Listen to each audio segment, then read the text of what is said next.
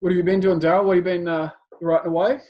Yeah. So I'm fine tuning my first draft. I'm rereading through the whole thing. I just started rereading last night and just fixing the formatting and stuff on a few things. And I don't know, needs a fresh set of eyes. So Yeah, gonna have my wife wants to have a look at it first, and then get you on board. And yeah, I'm sure you'll pick up a bunch of things that I've missed or whatever. yeah. Oh, it's always that good stuff when you get to that point when you go, I've taken it sort of as far as I can in this draft or process, then jump on to the Hmm. next part of it. So Fun though. Like each time I reread it, I'm enjoying it. So I'm taking that as a positive, and like I can visualize it quite clearly and stuff. Enjoying the characters and that. So yeah. great. Hmm. That's good as long as you're enjoying. That's the main thing. If you're not enjoying your own writing, just seeing if we can. And what's the word on your film and stuff at the moment? Like you have. We're 3 weeks out from shooting, Oh so right. Awesome.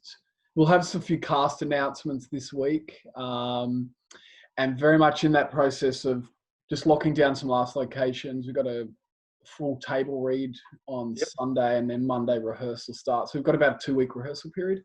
Okay. So we're in that kind of crazy production stage where lots happening, still a few things we need to kind of get sorted, but getting close. So it hits that point. We're doing makeup and lighting tests on the weekend for some of the horror looks, which is really cool Yep. to And see is it that coming most of the together. filming in Victoria? Mm. Yeah. Yeah. Okay. Yeah, it's all in Victoria, maybe a little bit out. There's a scene that's sort of set out in the bush that we're looking at probably shooting up around Seville. Okay. So a little bit out of Melbourne, but so we'll do the normal thing. I'll be going through a bunch of content and then be stopping at some certain points for questions, and particularly at the end, we'll have 15 minutes for any other general questions or on some of the content I've spoken about specifically. So if there's a really pressing question, just pop your hand up or put it in the group chat, which I've set up. Otherwise, we'll hold off till that question point, just so we're not getting as many interruptions on the audio. So crime pays. So we're going to look at the introduction of the genre of crime, and then I'm going to go through and sort of look at 5 or 6 points and tips for writing in the crime genre, which I'm really excited about because it's one of my favorite genres. I've written in it a lot, and I mean, who doesn't love crime stories? So said it's a hugely successful genre. It kicked off with Edgar Allan Poe's The Murders of Rue Morgue, which is essentially the first detective story written. But if you go back, almost all religious texts actually have some form of a crime story embedded within them. But since Edgar Allan Poe's novel was a short story, we have crime films, TV series, and books have been a staple of storytelling. So genres go in and out of fashion. Westerns are out of fashion at the moment. They were really big in the 30s and the 50s, and they might come back in again. But crime, like love stories, is just all the way through history. There's a huge appetite, and they're ever present. So it's a great genre to be writing in for that reason. And with each technological advancement, we've actually seen an even bigger increase in the amount of crime stories. So the crime story, it developed into the hard-boiled detective gangster stories by Dashiell Hammett. So things like the Maltese Falcon, when they came along. And then a couple of decades ago, we get the Scandinavian crime hits with things like Girl with the Dragon Tattoo. Cinema obviously has produced some mega classic crime stories. So we have Chinatown, Murder on the Orient Express, Seven, Silence of the Lambs. I mean, the list could go on. And then when we have the advent of TV, crime just exploded. So there's literally been hundreds of thousands of TV episodes around whodunit, murder mysteries, solving crime stories, not to mention gangster plots and all those other story forms. So we have things like Murder, She Wrote, CSI, Columbo, and we get things like The Sopranos and The Wire. And then the next iteration we had was the developed into long-form drama TV series. So rather than this standalone, there's a murder at the start of the episode, and by the end, Miss Marple solves it. We get this long form stuff across multiple episodes. So Homicide: Life on the Streets, The Wire, Breaking Bad, Sons of Anarchy all fit into that sort of subgenre. And then it morphed further when we got into documentary series for crime. So there used to be sort of the standalone, like The Thin Blue Line is a really good crime documentary. Then we got into these long form series, which people love to binge. So we had The Staircase, which is a great documentary crime series. The Jinx, which was out a few years ago, which was a fascinating character study, and Making a Murder. And then the latest iteration we had is podcasts. So several years ago, podcasts came in, and again, crime has just been huge. So there's that first really big one with Serial, if anyone has heard that. Then we have Criminal and My Favorite Murder, and these have all been worldwide hits. So this genre just keeps going and going. And then we get to 2020, and it's actually been, particularly the first few months of the year, a really good time for crime again. So the year started off with a very successful The Gentleman, which was the film. Did anyone see that? Yeah.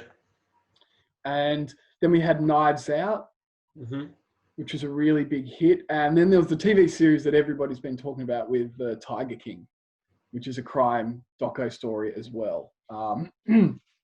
They're all very different types of crime stories. So The Gentleman is a gangster story about a mob boss wanting to sell his marijuana production business. Knives Out is a throwback to the classic Cluedo whodunit murder mystery, where we have a private investigator and he's trying to determine if the death of a wealthy old man was murder or actually just poor health.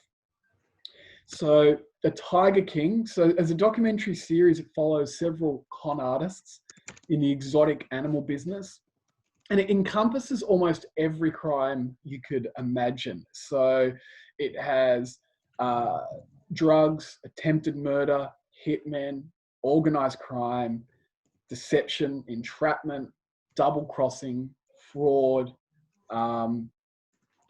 suspected murder, and you'd also say probably the biggest crime is really poorly lip sync country music, for anyone who's seen that.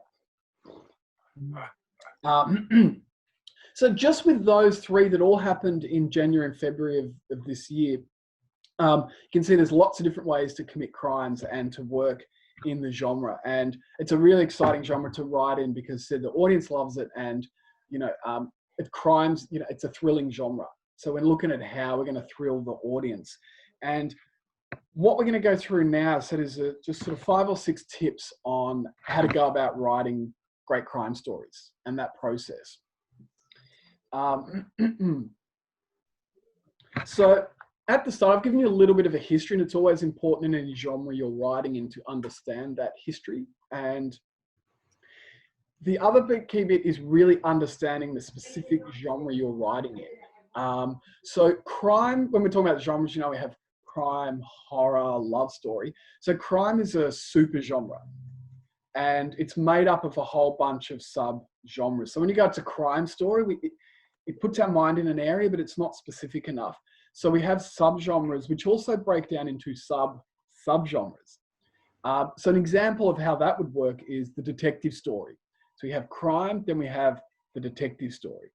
But there's lots of sub-ones of those. For example, we have the thriller, which is things like Seven and Silence of the Lambs. Murder mystery, which is Knives Out, Mousetrap, Murder on the Orient Express, which is a classic. I'm talking about the original. I never saw the remake that I think came out last year. We have the lay detective. So the lay detective is the detective who's not actually a detective police officer. So Zodiac, which is a journalist who's doing the detective work. The Secret in Their Eyes, which was a great Argentinian film from about 10 years ago, which is a journalist. Deep Red, the Italian giallo horror detective story, and that's actually a famous pianist who's trying to solve a murder. And Rear Window as well is another classic one where he's a photojournalist. Then we have detective stories which are private investigators. So we have Maltese Falcon, 8mm, Chinatown, and Who Framed Roger Rabbit. So they're all private eye stories that have been linked in with there. And then we have police procedural detective stories. So End of Watch, which is a great film, Fargo, LA Confidential, and Colors. So that's an example of how it breaks down into sub-genres. But now I'm going to go through and I'm going to list to you what the sub-genres for crime are. So as I said, we already had our detective story. So we have gangster. So The Gentleman, which we talked about, Pulp Fiction, The Godfather, and Scarface. So all of those, you're following the gangster's perspective predominantly. Crime, we also have comedy. So we have comedy crime, so things like The Naked Gun, which were really big hits, In Bruges, Hot Fuzz, and Rush Hour. So they're examples where we're using crime and comedy together. The next one is caper films or heist. And I really love these types of films. They're so fun, exciting to watch. So that's where we're following the group of criminals. So they're not necessarily gangsters, but they're going to come up with a crime and execute that crime. And so we got classic ones like The Sting, which is one of my favorite films. Ocean's 11. The Italian Job. And The Killing, not the TV series, which is a great murder mystery from Scandinavia, but the Killing, that was the black and white heist film by Stanley Kubrick. I think it was his third film, perhaps, maybe second. I should double check that, but it's a great heist. Then another subgenre is revenge or vigilante. So with things like Death Wish or Hard Candy was a really interesting little revenge crime story, which is worth checking out. We have prison crime stories. So things like The Green Mile, Escape from Alcatraz, The Shawshank Redemption, Midnight Express, Cool Hand Luke is another great one. And then we have Courtroom, of course. So we have Primal Fear, 12 Angry Men, which is one of my favorite films, and A Time to Kill.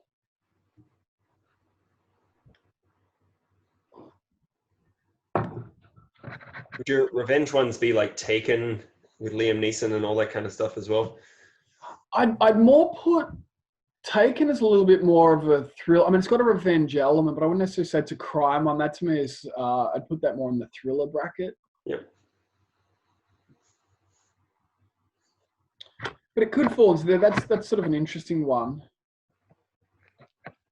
But some of them I'm going to have a look at, they'll use elements of crime, but they're not truly sort of crime stories. So it's really important to understand those differences when you're writing in them. So they'll use crime as the context, but they're not a crime story as such. And therefore, so they have different uses. So Superhero is a really good example. So Superhero with Batman, it's a crime fighter, but they're not really crime stories. These are superhero fantasy type stories, but they're using an aspect of crime. So Die Hard is another really good example. He's a police officer, but it's an action film. So they're just using the position of that he works in law enforcement. And we also see the same, it's quite popular with these sort of action comedy films that mix those together. Things like Rush Hour, that you're talking about? Sorry? Like Rush Hour? Rush Hour, that's a good example. And also Lethal Weapon, Beverly Hills Cop. So, they're detective and police characters and stuff like that, but they're really not these crime stories we're talking. You wouldn't pitch Lethal Weapon as a crime story. It's it's an action story about these two detectives, and it's got this comedy element. And ghost horror films.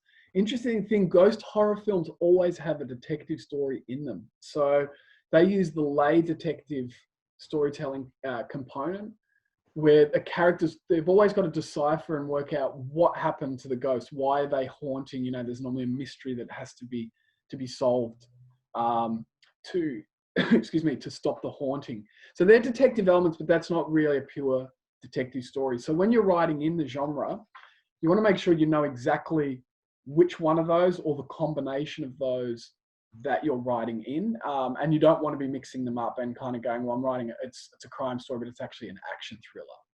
Yeah, but would you put, there's other things in there I'd see important, like political crimes, social crimes, financial crimes. Do they not fit into the genre?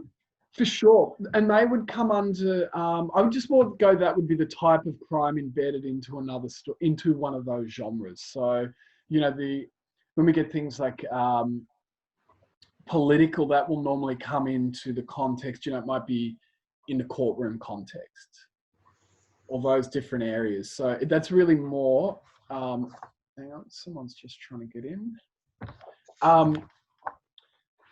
So those will go what the nature. For example, with a courtroom crime dramas, it could be dealing with white collar crime. It could be a murder.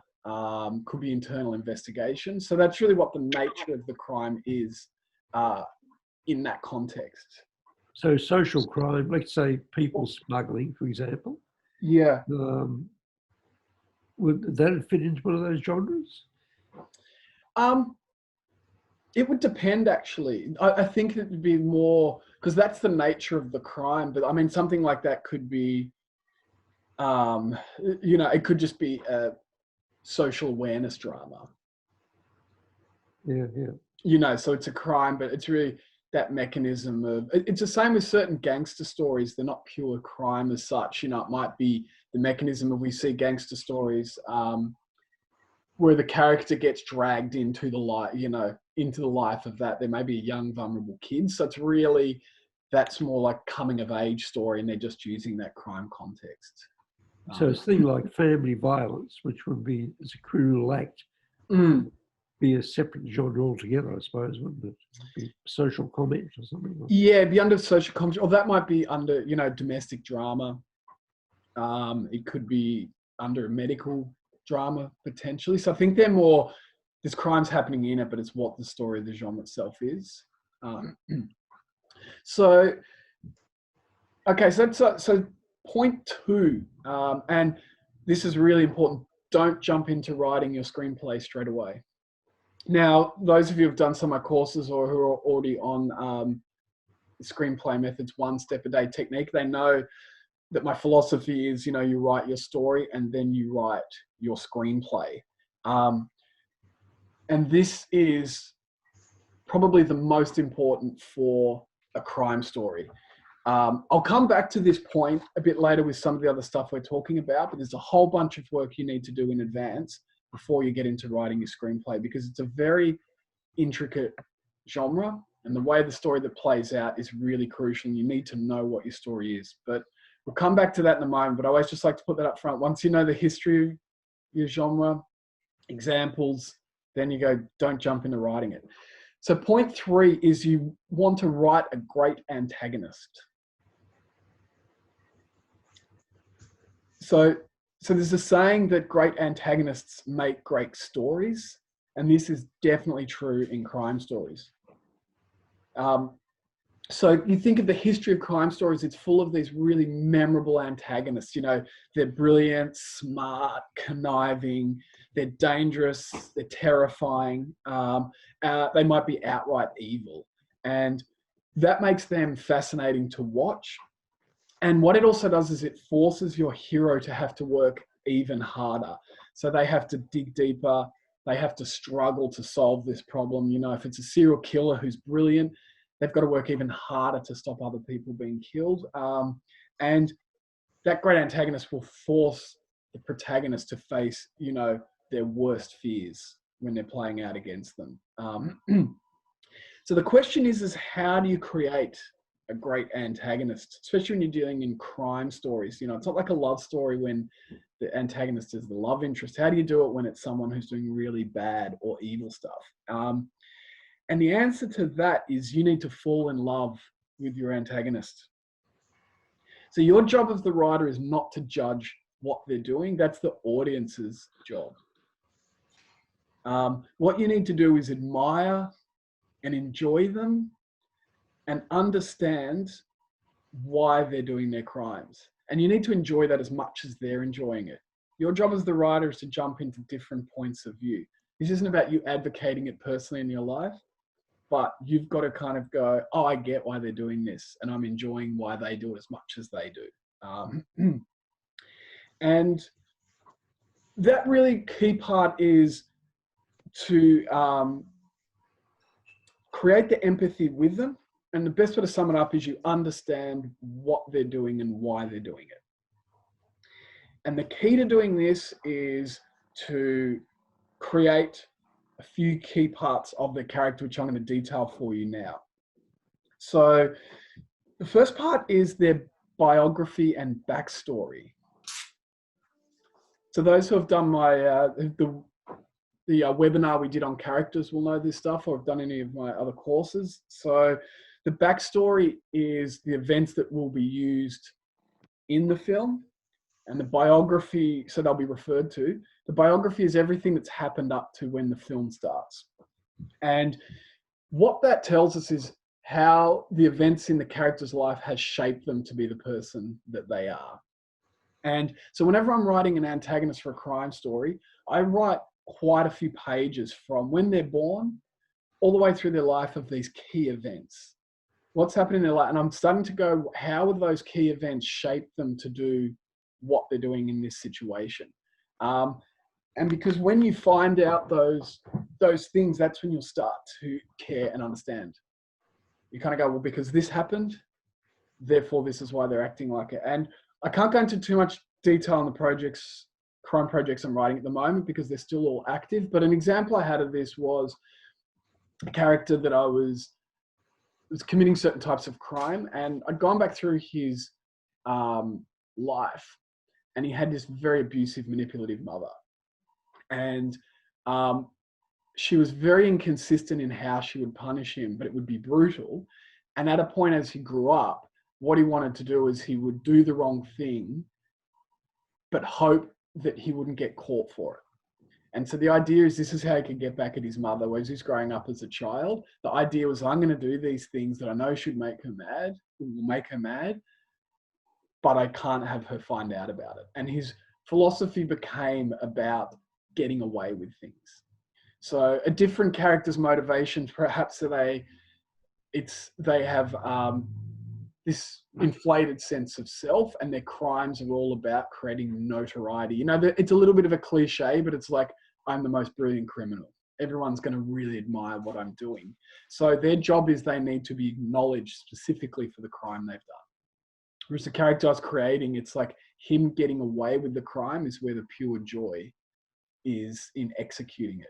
So you see, by developing a different idea of what influenced them in their life, how their crimes will play out differently.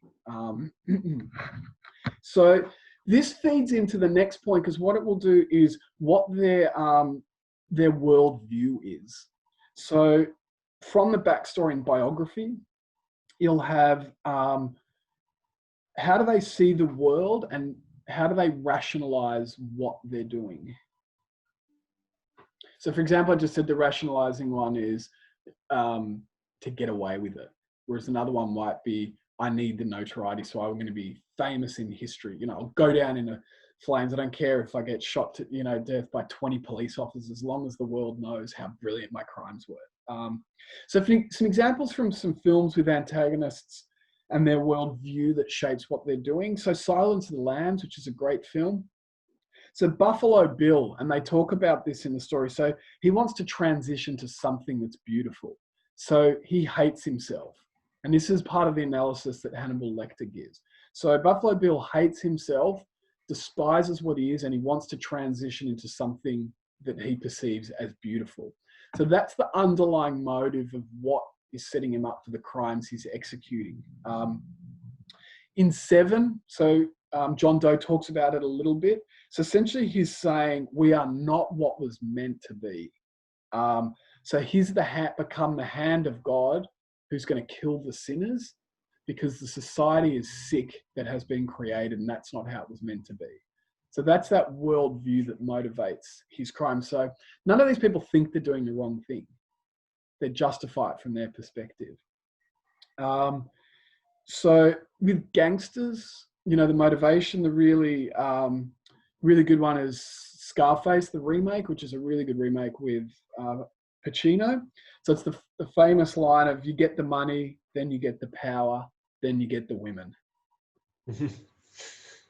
So that sets his character up perfect. That's his worldview, and that once you have that, then you're set. The Wire for the TV series. Who's seen The Wire? I know I talk about it quite a bit. Yeah, I've seen The Wire. Yeah.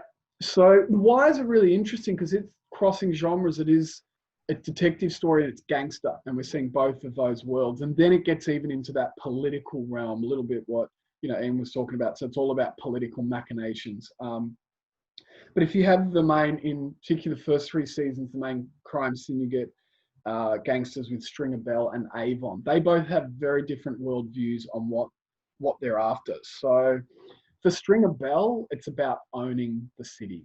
So he wants to get the money and power to run the city and be a legitimate businessman. Whereas his partner, Avon, is all about his reputation on the street. Avon is a guy who wants to be feared and respected. And there's even a line, he's just like when he says, shit, I'm just a gangster who wants my corners. So we see how, and those two worlds are going to clash between those characters. So once you're working out their worldview and what motivates them, the next thing you want to do to make them great is to make them human. So you don't want a moustache twirling villain. I mean, that's always a terrible function. And particularly because crime stories got more and more sophisticated, we need to see more human and realistic characters. Having said that, there are always exceptions. And when we see things like parody, kids' stories and animations, they'll often play off that villainous type character because it's just a more basic form of storytelling. So otherwise, you want to make them human. So that again makes them more engaging. And for those who have done my courses or the other webinar on characters, we know the key to that is to give them positive and negative traits. So you don't want your antagonist in a crime story to be all bad.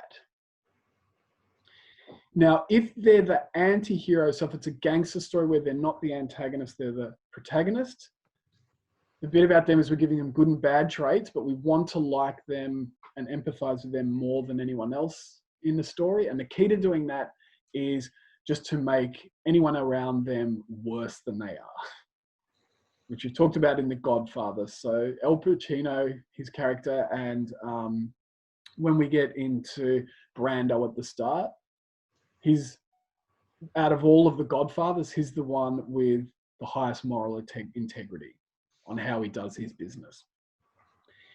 So that gives them complexity, making them human. And then we have, you want to make them smart. That's the other aspect. We always set a smart, brilliant antagonist in a crime story. And secondly, we want to the exception on that would be comedy. So sometimes in comedy, they're a bumbling fool.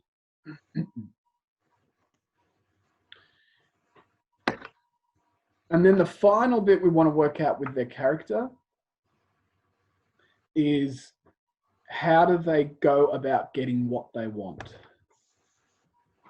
So are they violent, manipulative, or if it's a gangster story, something like The Gentleman, if they're business, he's a really business savvy guy, makes smart decisions, or if it's a serial killer, are they a sociopath?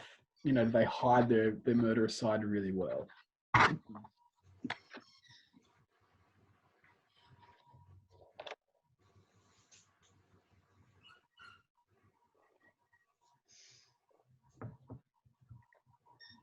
Okay. And there's so much fun to write. That's when you get into all of that stuff. Really kind of go, what's the fun that they're having with what they're doing? Okay, number 4 is to plan the crime before you write it. And this is also the really fun part as well, with how you're going to plan this crime out. So this is connected to the don't jump into writing your screenplay straight away. It's really going to immensely help a crime story when you understand what the crimes are before you're writing. So, so what you want to do is sit down and carefully plan out the execution of the crime in the chronological order that's going to be committed. Now, that doesn't mean that's how it's going to play out on screen, but in advance, you know, whatever crimes they're doing, this is how it happened, started from day one when they thought about it, and then when they were planning and all the steps to go into it. Much of this is going to happen off screen and particularly early in your story. But what it's going to do is really inform how certain scenes play out, and particularly when it's a detective story, how they're going to unravel these clues. So, could I say something? Add something in there. So, like, you're saying have like a really memorable villain and stuff, and I can't think of a good. I guess maybe Roger Rabbit. So you can't really see the bad guy do all of their bad things because you kind of reveal it later at the end to have it as a thing. So, what I know I'm backtracking a little bit, like, but what do you think about making your villain memorable when you can't really see a lot of their plan, like them acting out the plan? It might some crime stories, you know, it could be a character, you know, like it's revealed right at the end or something like that. Yeah, what it will be is we're seeing the effects of what their crime are. Though it's a long time since I've watched Roger whoever Rabbit. it is for what they're doing. Yeah, so Seven's example just going to talk about is we're seeing he's so fascinating because we actually get to learn very little about him until seeing his crimes. We see the effect of it, for example. Right. Okay. Yeah. Which I think when I get to the end of this section, that might answer the question fully, but we'll come back to it on how that plays out. So as I said, when that crime, a lot of it will play off screen early on, but we'll see the initial effect. Yeah. So Okay. if it's a crime story that is a terrorist attack, someone blows up the building, it's like, sure, like who, where, what, when, and how. Yeah, gotcha. So back on this planning the crime. So let's say you're writing a serial killer story. So you want to work out exactly how they execute their plan, and you want to know, does this killer stalk their victim? So have they spent 5 months following this person, or are they opportunistic? They're driving home and they see a drunk woman walk down an alley. Did they know their victim beforehand? All those sorts of things. Again, you might not necessarily see this on screen, but these become the bits of information that the detectives and therefore the audience are going to start to find out. And it does this great bit about it. It gives you these little bits of cryptic information you can put in your story that's going to be reinterpreted later on. So, so you think about the crime as the expression of their the crime is their art. It's an expression of who they are. So, Seven's the really good example is going to look at. So there's so much mystery around the John Doe character. We don't see him for Act 1 or Act 2 in the story, but we're seeing his work. And it's really clear that the serial killer, which therefore the writer, knows exactly what he's doing and why he's doing it. We get there and then they start to determine these clues. There's a great one where they find who they think is the killer, but it's actually the third victim of sloth. That amazing one when the guy you think he's lying dead in bed and he's awake. Then when they go back through and determine information, they're like, he's been doing this for a year. So he's been torturing the guy for a year. And he says, you know, they've got all these stool samples, urine samples. He's been putting him on antibiotics. He's hung from the roof all of those deodorizers because he knows there's going to be a smell. He keeps paying the guy's rent. And we learn all that after the fact, but that's all been planned before we've got into that writing. So And then what we do through 7, we start to then learn bit by bit, scene by scene, a little bit more. He's still a really big mystery. When they get to his house, they're reading the books and we find out more about his worldview. But bit by bit, we're kind of learning, and it's planted along the way, but none of that is by accident. And when it comes to fruition, so for what you're asking, Gerald, so we're seeing that, but it's going to come to a point where we're going to meet them face to face, and then it's how that plays out. And what's great about 7 is he's got a very clear worldview and philosophy, and he doesn't judge what he's doing. He thinks he's doing, an admirable thing. Right. Mm-hmm. So for me, the way I approach it, I actually call it game day. So predominantly the crime I write in is a bit more sort of based around serial killers and murders and detectives. And so my approach is I'm going to work at every aspect of the crime scene, every aspect of what they do. And I call it, I start with it, I call it game day. And actually go, so what does the killer do the minute they wake up in the morning? Mm-hmm. So, because there's all these things you have to think about that you can play around with going, does he call into work sick? We might not see this on camera, but then later the detectives kind of, when they've got a suspect and then they're at work that day and then they go to the workplace and they go, no, he called in sick, for example. So we don't know that till later. Now that's a pretty poor example of writing, because a killer is going to be smarter than that, but perhaps they have to go into work to be seen at work and then they sneak out to commit the crime. So they've created an alibi, for example. So straight away, maybe they're a suspect early and then they go, oh, we went to his work and he was at his work. Oh, he's got an alibi, it's not him. But then later in the story, they find another bit of information that it's like, perhaps there was CCTV footage of him like leaving his work or round the corner or something like that. So we know how it plays out for him on the day. And then I go all the way through what those steps are to plan. What do they do after the crime? So what's the post-crime behavior? Because for one crime story I was writing, which I can't go into much detail, the guy's a family man. So he's got a lot to deal with. He's got to go, how do I manage this around my job and having a family at home? And by knowing all of that, I found all the ways he could do it. And where this worked really well in the story is it creates red herrings. So the detectives are looking for a guy who lives by himself. Because what they're looking at all the crime and they go, this couldn't be done by someone who lives with a family, but he does. But when I knew that, I went through and I was able to plan all of these things that they could misinterpret.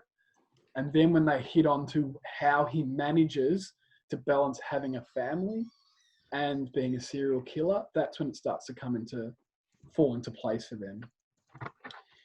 Now, also understand planning, if it's a crime story, this is where you work out all of the crime syndicate's organization. How does it function, work? And The Wire does this brilliantly, as does The Gentleman. So when you're watching that, they've worked out exactly who's what position within the business, what their functioning is, how they conduct business. So you want to know the daily dynamics of their operations. And also now with the planning the crime, if you're doing caper or heist, this is similar to the sort of the killer type thing. The difference is we see a lot more of it. So what's really fun about heist and caper films is you see the group get together in Act 1, and then we see them start to go, we're going to steal the jewels. Then we see them planning and getting the group together. There's going to be all these great twists and turns, but the fun is watching them plan their actual crime out. So murder mysteries, we learn later about it. It's off screen. With the actual heist ones, we're watching it play out on screen. And The Sting's a great example of that, where we're watching the two characters get all their group together and plan it out. But it has lots of twists later in the story. I'm losing vision here. I'm losing everybody's face. Yeah, a couple dropped out. I'm just having a look on that. Might be a connection one. So all those other names I'm seeing, are these? Oh, there's Daryl back. His microphones are still on, so. Yeah, what about Sophie and Isaiah? Sophie's, it's Lillian who was on last time. I can't see. Okay, so once you've planned your crime, now these things you're going to swing back and forward. This step really crosses over into the other one, which is plot your story. So the planning bit really is coming in as what their crime is, how they do their crimes exactly, and plotting the story.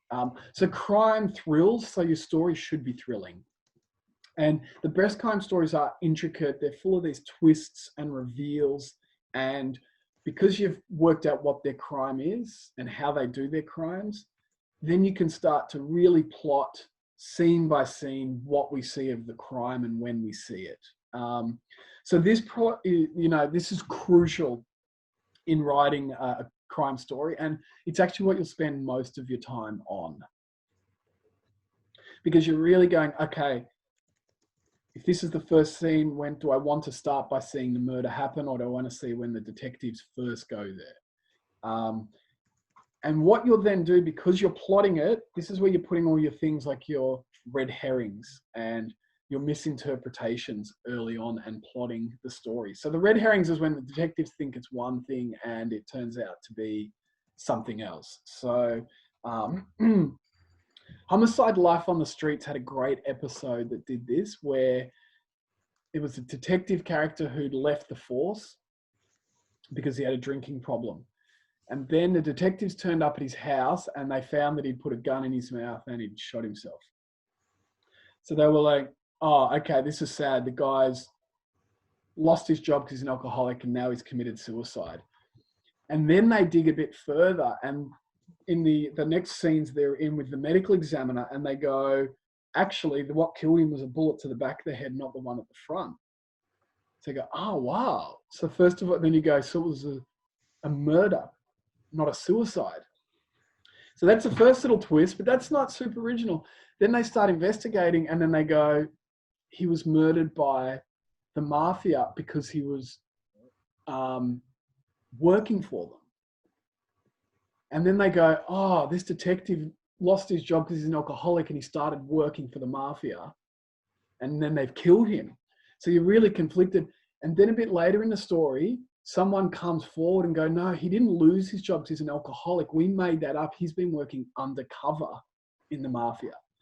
So what we've got, and see how those twist, and that's clearly knowing how that plays out. And it's a great moment because these characters, we go through these different stages. Knives Out does this brilliantly. It uses the classic technique of we present information about different characters, and then later we change what the meaning of that is. So sometimes we think it is, a character that looks suspicious is suddenly innocent, and another character that was innocent is starting to look suspicious. Tiger King uses this technique really well because as a documentary, they knew part of their story, but they can film it all and then they do their plotting. So they put these different plots and revelations about characters at the end of each episode to hook you. So even though they change the order of events as they play around. So they know that there's, for example, Carol Baskin's character, and we don't even meet her initially, and then she comes into the story, but then we learn that she might have killed her ex-husband, and then we learn that she used to be breeding tigers herself. So they've got all that information in the backstory, and they just plot it out really carefully. Now, the way that you do this is with your plotting is to go through and just write each scene and each event as one sentence.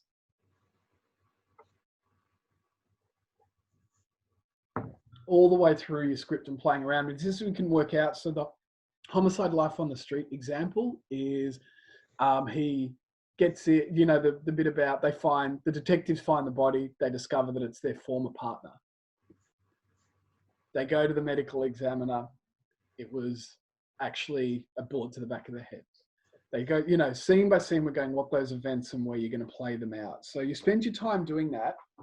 And what that means is by the time you get to writing your screenplay draft, you know exactly where your story is going. It's a case of following it, because then when you're in scenes, you go, oh, that's too much information to give in this scene. Or I know that I'm building up to this revelation. So in the earlier scene, I'm going to present the information in a different way. So it's a very clear understanding of what and why you're doing that. Now, some really good examples that do that. If any of you have seen any of David Mamet's crime stories, so he's written a lot of theatre, but he's written some great films. One's called Heist. Another one's called Homicide. So it's really interesting. His titles are just saying exactly the genre, the subgenre that he's working in. And he's doing one called, another one called House of Games, which is a caper story. And The Spanish Prisoner. So all of these, he's an expert at plotting stories. David Mamet's an amazing writer, but as he plots his stories, he very clearly, it's extraordinary. His twists and turns and information shifting and changing, it's just extraordinary. So they're really worth checking those out to see how you plot. You plot a crime story and the intricacies. He's just, when you think you've got it, it just turns and turns and keeps going. And when you get to the end, it does that brilliant thing. You go, that all makes sense. So, so in a nutshell, with understanding what your story is and the way it plays out, that you can give cryptic bits of information that you can twist later on. So, okay, the last bit we're going to get into, obviously it's a really big area, but the other really crucial bit that's going to help you and is really fun part, and that is studying true crime. Due to the public's insatiable appetite for crime, there is hundreds of millions of documentaries, books, podcasts, news articles that deal with investigating crimes. And they're on every crime you could imagine. So this research, first of all, is just really fun. I mean, it's nothing better than sitting down listening to a podcast or reading a book on these crime areas. And what that's going to do is it's going to help you out in two ways, the research. So it's going to help you out with coming up with ideas. And it's also going to come up with authenticity. So we'll look at ideas first. So by actually researching crime stories, it'll stimulate your creativity and it'll spark different ideas to the point you can actually flat out just steal stuff. So with crime, you can flat out just go, there was a really interesting red herring in a case. I was reading about a case once where a guy was covered all in blood and it was right near this this murder that had happened. So he's a really good, really good suspect. And I'm using this in a screenplay, so I can't explain what it was, but when they investigate further, he has a perfectly good reason to be covered in blood that has nothing to do with the murder. But I just remember reading that. I was like, oh, wow, it's a really good little twist. And what you can do though is you can also learn things like investigative techniques, ways that different crimes play out, different types of detectives. I remember there's a great TV series called The First 48 Hours. So as you know, writing in crime, the first 48 hours are crucial in a murder investigation. And it was a little bit like the TV series Cops. So it was an actual reality TV show following detectives. And they would go to different cities and different cases. And you just saw these different types of detective characters. It was fascinating to watch them. And you can just pick, you go, I'll take this detective's philosophy with this detective's approach and this detective's family dynamic, for example. So I work with a few homicide detectives in Melbourne, and I've worked with a few overseas in America and Ethiopia, of all places. And when I write my characters, I just pick bits and pieces of how they talk, what their worldview and their approach is. So all of that research really helps stimulate your character, and also just plot developments. You can learn, your bits of crime stories, you can go, oh, true crime story, this is how they use the media to solve a crime, for example. So detectives will often use the media deliberately to put a key piece of information out to try and flush out a suspect, for example. So even things like once you learn, when there's award, reward for information, $1 million. That money doesn't exist. You're never going to get a reward. It doesn't exist. But what it is it's just a technique they started doing to get people to come forward and talk. That was the motivator, with some information on the crime. And the other bit just generally is that, truth is stranger than fiction. So rather than you having to create all of this, by researching the true crime, you get that. And then you can rework it into your screenplay. So just because you've been inspired, there's so many crime stories based on a true story. That's just the setup and inspiration. You don't have to stick with it all the way exactly. You could go, I'm just going to take that clue and put it in my story and create a whole story around it. And the Tiger King does that as well. Like, they sensationalize, they leave out bits of information, they've embellished stuff, they move the order around of all those events, because they still go, we're telling a compelling story. We're not actually here to go, here's the exact events as they are. And that's your job as the writer. The audience wants a compelling story from you. And the second part on that is it gives you authenticity. So modern crime audiences like authenticity. Now, it doesn't have to be 100% accurate, but because the audience is so savvy and we have so much information, they're looking for more accurate crime telling stories. And research gives you things just like lingo. How do people speak? So they want the detectives to sound a bit more like detectives. The Wire is really good because all of that dialogue's lifted straight off the street. That was a heavily researched series. Essentially, the two writers were working as either detectives or journalists for 20 odd years. And so all of the dialogue is very accurate, and things like investigative techniques.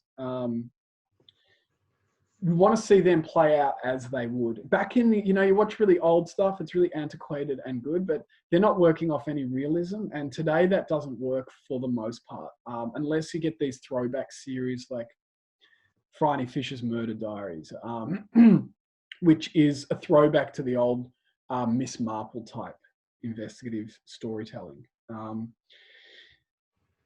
So that authenticity also just around investigative techniques, and there's a lot of good books if you go around and hunt for them. I might send an email around later that actually will just tell you how a crime scene is analyzed, or how for example, how DNA is used, or what the different things you can look for in a crime scene to solve a mystery. And that's what you'll get from that research. Just gives you a nice authentic feel, and particularly if you're in that area. For example, the Gentleman. I don't know that well. I'm not involved in crime syndicates selling marijuana, but when I watched it, I just went, well, I'm convinced that they really understand. This feels very authentic on how their operation works. Okay, they're the main points on all of those. Was there any questions specific on any of the stuff we talked about, or crime writing in general? Just on that last bit, doesn't have to be real, but how far can you stretch the truth? Like they found the sort of 16th inch of hair, and they're able to take the DNA off it, which is actually impossible. Yeah, the answer is it depends. I know when I said to get into this, it's you're doing drama. I guess if it's feels convincing or whatever. For example, I know for a fact that DNA tests take weeks to months to come back. Like not at the end of the episode. Yeah, and you go, but that doesn't work for drama. It's the same with courtroom dramas. If you've ever been in any court cases, which I've done research on stuff, it's days of just endless nothing. So you're really picking the stuff that is that you're just telling it in a more efficient time. But it's just the way they sort of talk and act and that kind of thing. So if you watch the old, Columbo, Miss Marple and all of those style, it feels like it's a theatre piece that's being done, and they don't really talk or act in that way. Whereas the other ones we're getting, it's just closer to the realms because we see so much of how it works these days. So we have an idea of what a crime scene looks like when it gets shut down or worked. But there is a moment when you you don't have to be 100% accurate on everything. Yeah. You're just looking for what's authentic in that world. Yeah, so you shouldn't research crime movies themselves to get good background. You should actually go back to something which is true. Yeah, it's an People interesting... distorting the truth. Is that what you do? Or? Yeah, it's an interesting one. It's like with a film I'm directing at the moment, and, you know, we've got a CPR scene, and I just said I hate CPR scenes in films because they're never accurate, but we know what a CPR scene in a film looks like. And the reason it's not accurate is because you can't do it on a person when they're alive. It's really dangerous. So that's the bit when you have to go, you know, with the actress, like, she was saying the same thing. And I said, we just got to play it as you sort of do on a film way, because it's that or getting a dummy in. So sometimes you just have to play around a little bit with that. But Yeah. I guess it's something like The Gentleman doesn't feel like I'm watching that with someone who has no idea of how that crime world works. That's the feeling of, you know, authenticity isn't 100% accurate. You just go, they understand the world that they're in. Yeah.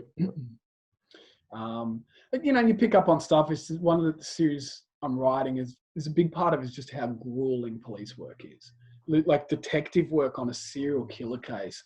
You know, the detectives I'm working with, he was doing, you know, they work 3 months straight, barely going home, might be 18 hours a day on solving, you know, and so that's where I got from the research how to get this accuracy of just how, you know, it's not this 45 minutes solving a crime on a TV show.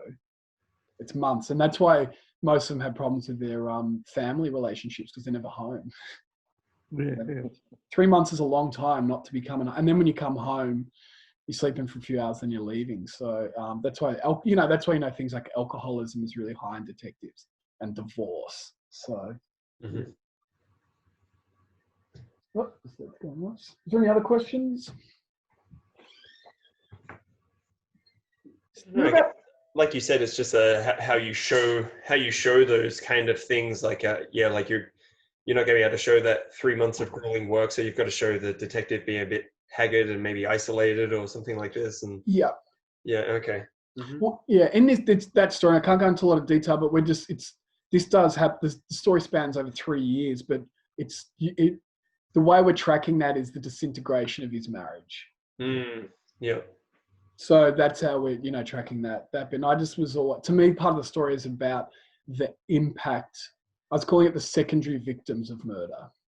So, you know, and it's ideas about, you know, someone's got to find a body, you know, that affects people. You know, you find a pretty grisly murder scene, and being in the presence of when they, you know, when they arrest a serial killer and that kind of stuff like that. And I think actually just to back on about that research and the realism, and interrogations is a really interesting thing, because interrogation techniques has changed over time, and the film interrogation, it often isn't that accurate. It's like come in the room and yell at them, or say throw the evidence down, whereas that's not how it often works. So that's not how it works in real life. That can work on screen, but by researching it, I've looked at a few different investigation techniques, and in different stories, detectives approach it differently.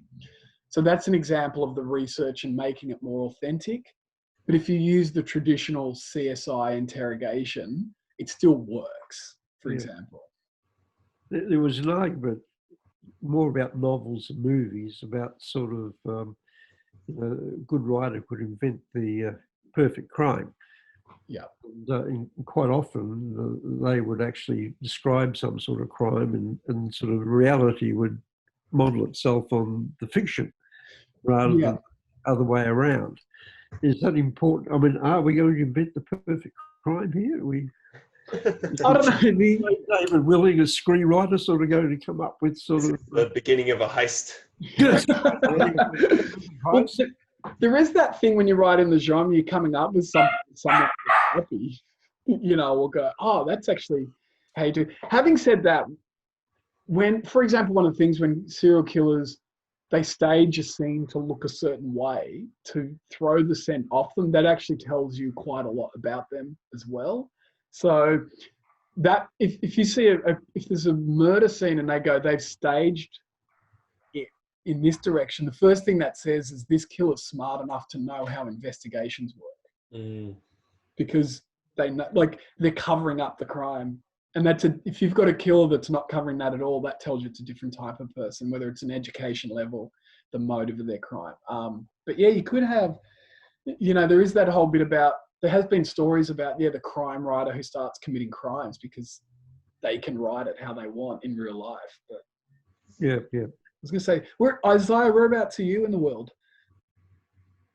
Say that one more time. Whereabouts are you in the world, Isaiah?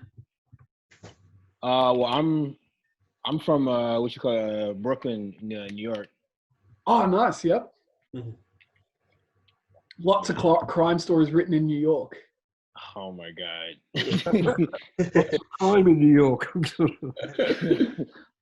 Every time I tell people, usually when I'm from New York, they're usually a little hesitant towards me. They usually back up a bit. If you Well, so, as an NYPD Blue, there's just Law and Order. There's so many great shows have come out of, the New York crime scene. So, right. And what area are you writing specifically? Crime stories in New York, or what's your area? I haven't. Well, I would assume it would be New York because New York is the only place I've lived in thus far. Mm-hmm. So. And what sort of style are you writing? Say that one more time. Just had a little. What sort of style of crime are you writing in, or are you thinking about writing in? Honestly, I really have no clue yet. I'm just trying to figure it all out. Excellent. It's a good starting place. So any other questions on any of that or other stuff? If anything, one question would be like, what style would you suggest that I look into? That depends. It's finding one. Is there one type of crime that more either is the genre or the area that interests, because some people really like gangster stories. I really like murder investigation, so I tend to write in that, whereas I don't write in gangster. Some people like caper because that's a bit more theatrical and just coming up with a fanciful story. Is an area that you're particularly interested in, or? Honestly, probably like some of those like snapped shows and stuff like that, where like the person they were working with just went crazy just at random and then just ruined the whole work environment or whatnot. Yeah. Okay.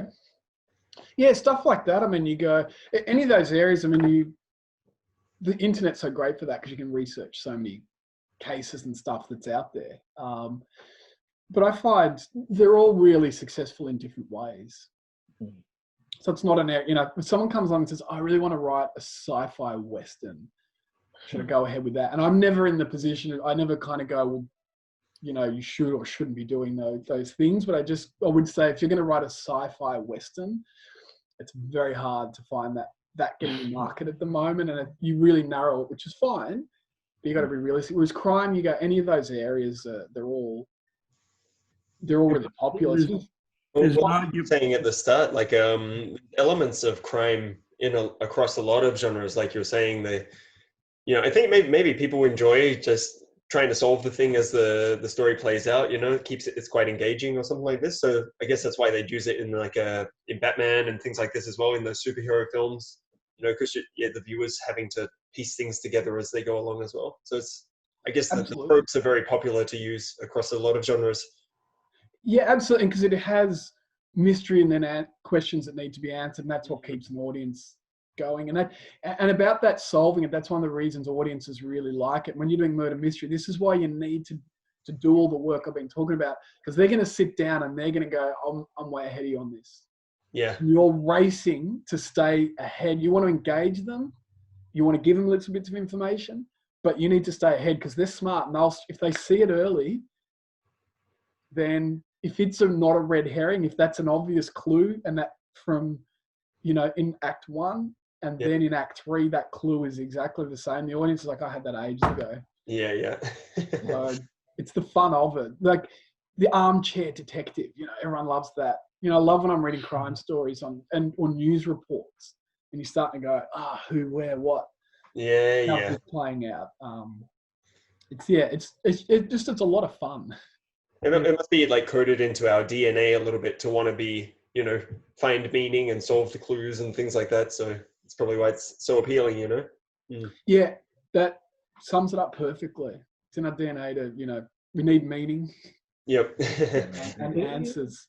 In this character development we were talking about, I see that there's an expectation that people are going to want to see somebody get their just desserts at the end of it. Now, that doesn't necessarily have to be an antagonist, does it? So, Doesn't have to be the antagonist, sorry, is that?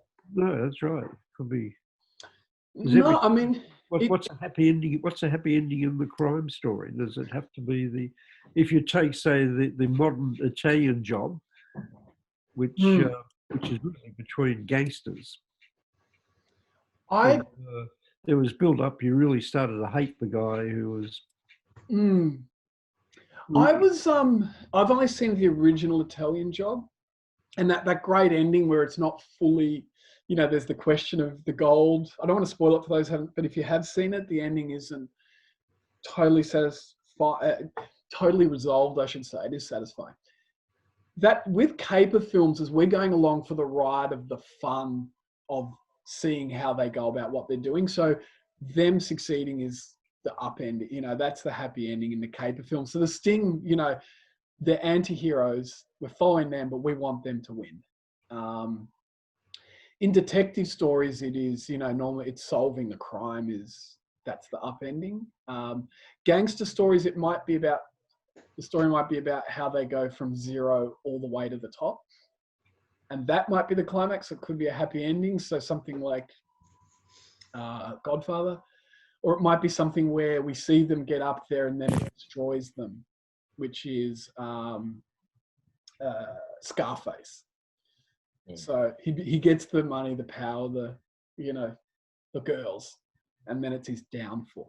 So it depends on how you're tracking that.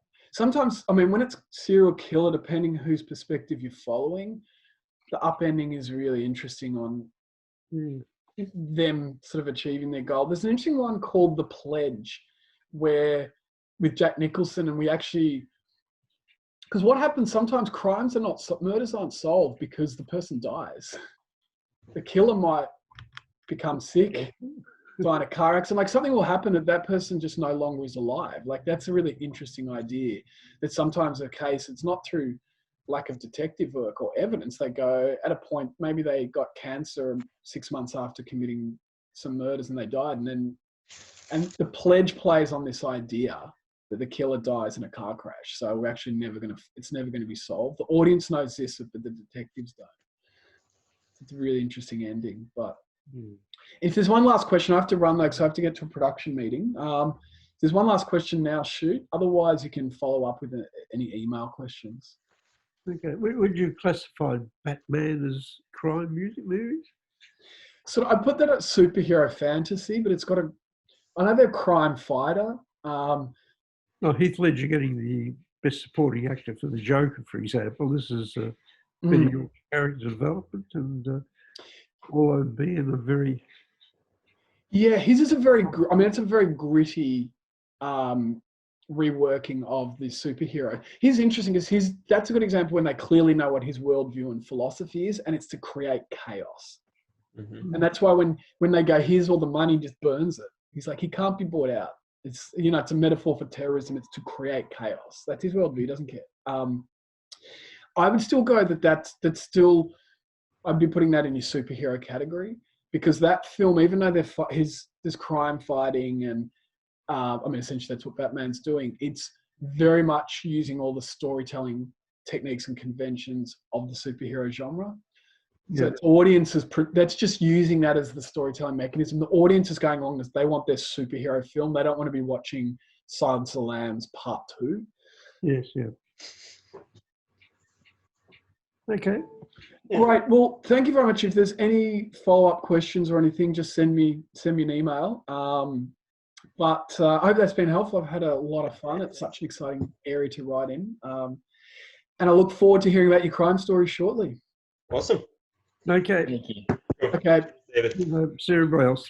Thanks. Okay. Bye.